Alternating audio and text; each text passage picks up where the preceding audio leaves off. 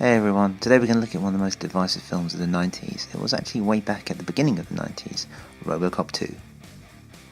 These days we have TV shows like Black Mirror, but back then Paul Verhoeven was one of the masters of satirizing the near future.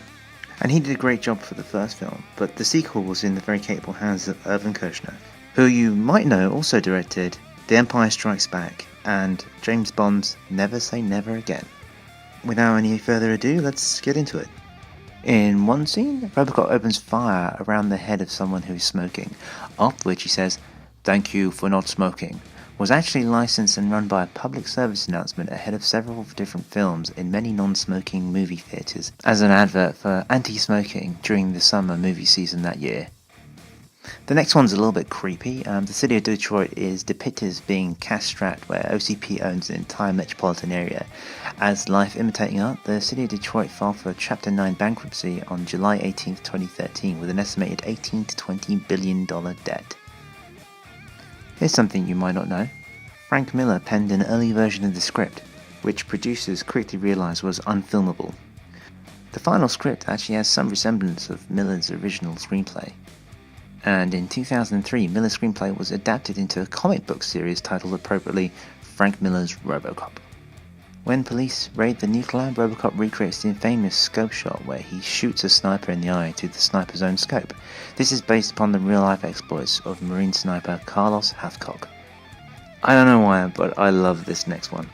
The point-of-view shots from RoboCop show an interface based on MS-DOS. The villain, Kane, has an Apple-based operating system with a skull instead of an Apple logo. Could this be another premonition? An inside joke here, related to RoboCop's directives. In one scene, they're having trouble uploading the new directives into RoboCop. Directives 262 avoid Orion meetings. Orion Pictures was one of the production and distribution companies for RoboCop 2. Here's something some eagle-eyed viewers might have noticed. The shootout scene at the nuke labs is the Budweiser Brewery. The same setting was used in Star Trek 2009 for various engineering areas of the Enterprise. Kane's metal body has the symbol for nuclear radiation attached to the chest. Kane produced and distributed the designer drug Nuke, and the story comes full circle because as a cyborg he's now dependent on it. While being reprogrammed by Dr. Fax, RoboCop identifies himself as RoboCop Crime Prevention Unit. The acronym for that designation is CPU, which also happens to be the acronym for Central Processing Unit, a commonly used computer term.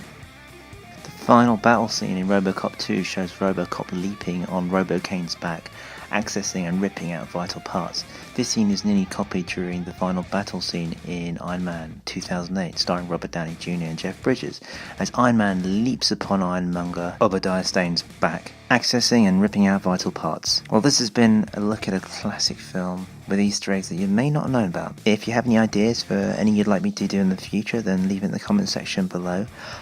Otherwise, thanks for listening, and don't forget to subscribe to my channel, and if you get a chance, go to my Twitter page and follow me there, and I hope to have another video for you soon. Thanks.